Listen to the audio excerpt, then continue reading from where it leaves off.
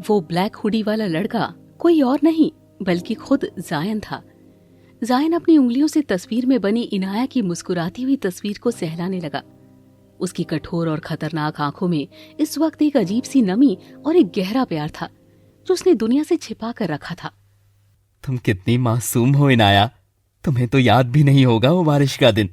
तुम उस दिन कॉलेज में एक अजनबी को बारिश से बचाने के लिए अपना छाता देकर खुद भीगती हुई चली गई थी। तुमने तब भी मेरी शक्ल नहीं देखी थी जब मैं तुम्हारे पीछे पागल था।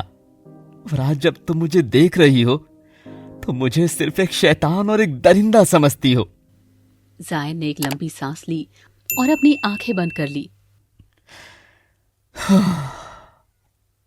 तुम मुझसे जितना चाहे नफरत कर लो इनाया, लेकिन मैं तुम्हें कुछ नहीं होने दूंगा।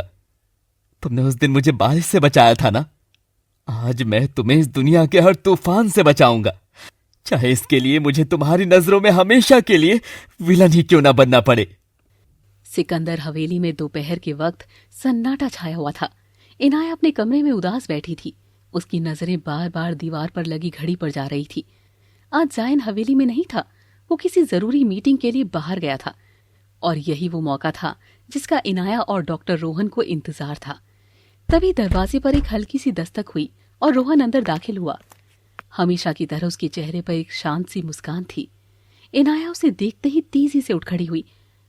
रोहन जी, क्या आपने कुछ सोचा? मैं यहाँ इस सोने की जेल में और नहीं रह सकती।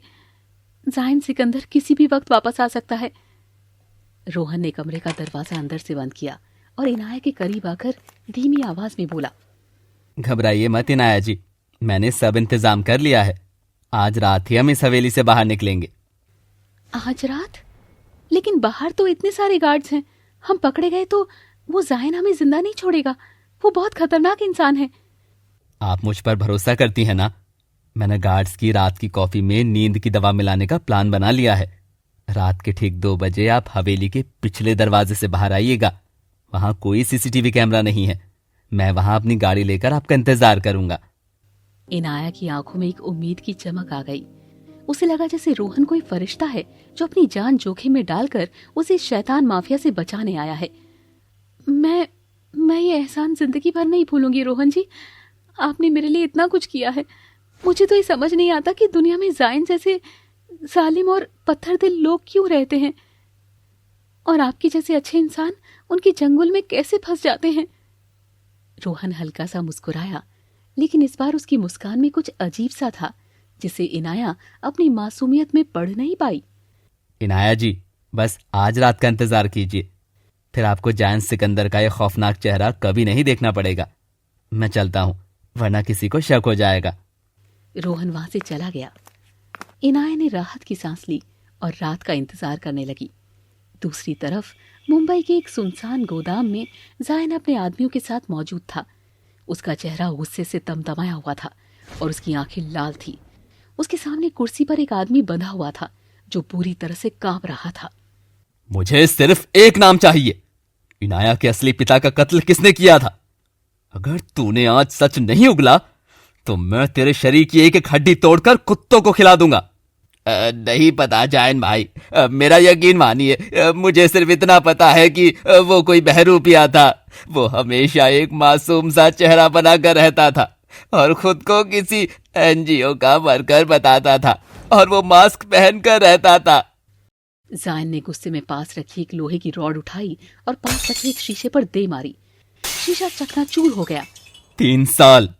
3 साल हो गए हैं मुझे उस कातिल को ढूंढते हुए।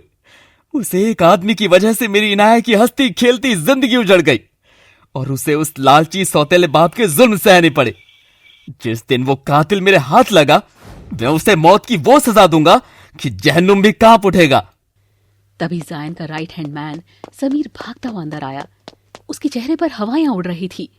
बॉस, एक बहुत बुरी खबर है। क्या हुआ समीर?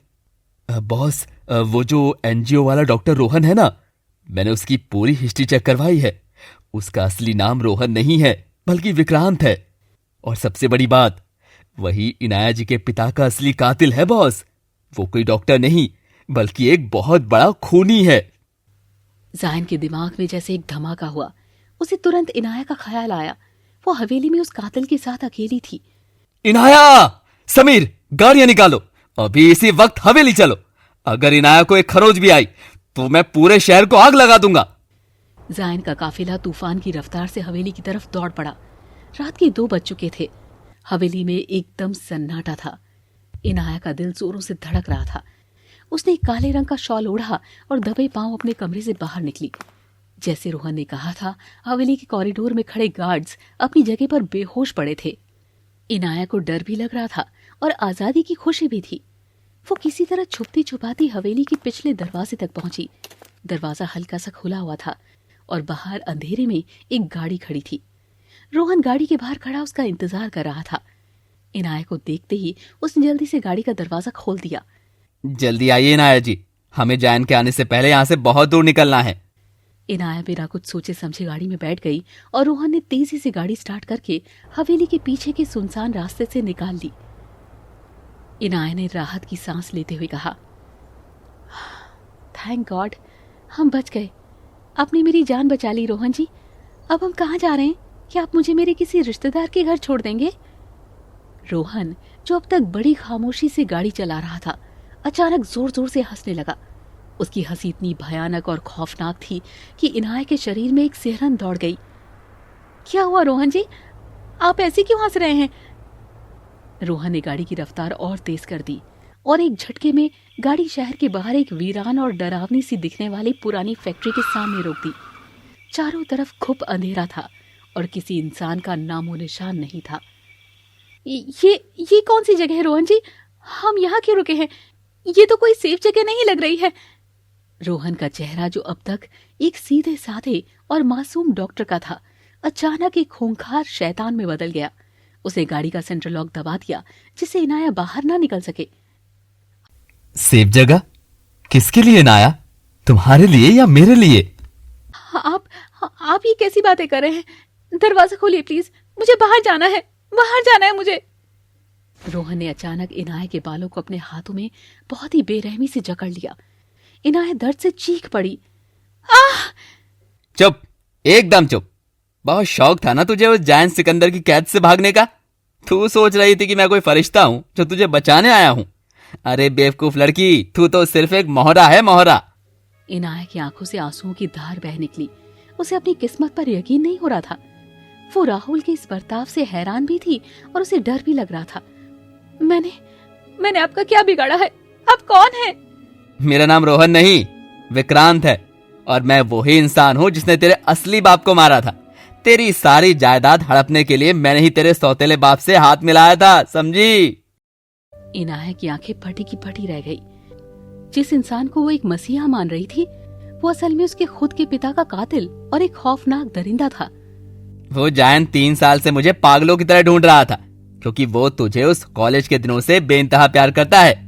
जब मुझे पता चला कि उस पत्थर दिल माफिया ने तुझे अपने घर में पनाह दी है, तो मैंने ये प्लान बनाया। अब मैं तुझे तड़पा तड़पा कर मारूंगा और तेरी लाश देखकर वो जायन सिकंदर खुद घुट घुट कर मरेगा। आप ऐसा नहीं कर सकते। जायन आपको छोड़ेंगे नहीं। मुझे जाने दीजिए, मुझे जाने दीजिए। रोहन ने एक जोरदार तमाचा इनाया के गाल पर मारा, जिससे उसके होठ से खून बहने लगा। उसने इनाया को गाड़ी से बाहर खींचा और घसीटते हुए उस वीरान फैक्ट्री के अंदर ले जाने लगा। इनाया मदद के लिए चीख रही थी। उसे अब जायन की वो बात याद आ रही थी जो उसने हवेली में कही थी, बाहर की दुनिया तुम्हारे लिए इससे भी ज्यादा खतरनाक है। आज इनाया को जायन की उस कैद की कीमत समझ में आ रही थी। जिस सोने के पिंजरे को वो अपनी बर्बादी समझ रही थी, वो असल में उसका सबसे बड़ा रक्षक था। तभी फैक्ट्री के बाहर अचानक कई गाड़ियों के टायरों के घिसने की जोरदार आवाज आई। तेज रोशनी से वो अंधेरी फैक्ट्री जगमगा उठी। एक गाड़ी का दरवाजा खुला और जायन सिकंदर एक साक्षात काल बनकर बाहर निकला। उसके हाथ में एक भारी गन थी और उसकी आंखों में एक ऐसा खौफनाक गुस्सा था जो आज किसी की जान लेकर ही शांत होने वाला था। जायन ने अपनी गरजती हुई आवाज में कहा, विक्रांत! जायन की दहाड़ से पूरी फैक्ट्री गूंज उठी। इनाया ने रोते हुए बाहर की तरफ देखा। आज उसे जायन सिकंदर किसी गुंडे या विलन जैसा नहीं लग रहा था, बल्कि एक रक्षक जैसा लग रहा था। जायन की उस खौफनाक दहाड़ से पूरी पुरानी फैक्ट्री की दीवारें भी मानो कांप उठी थी। उसकी लाल आंखें साक्षात मौत का पैगाम दे रही थी। विक्रांत ने जैसी जायन को देखा, उसके चेहरे की वो शैतानी हंसी कुछ पल के लिए गायब हो गई, लेकिन फिर उसने इनाया की गर्दन पर अपना चाकू रख दिया। इनाया डर से पूरी तरह सुन्न पड़ चुकी थी। उसके होठों से खून रिस रहा था और आंखों में मौत का खौफ साफ नजर आ रहा था। आ गया तू जान सिकंदर, मुझे पता था अपनी इस नई कमजोरी को बचाने तू जरूर आएगा।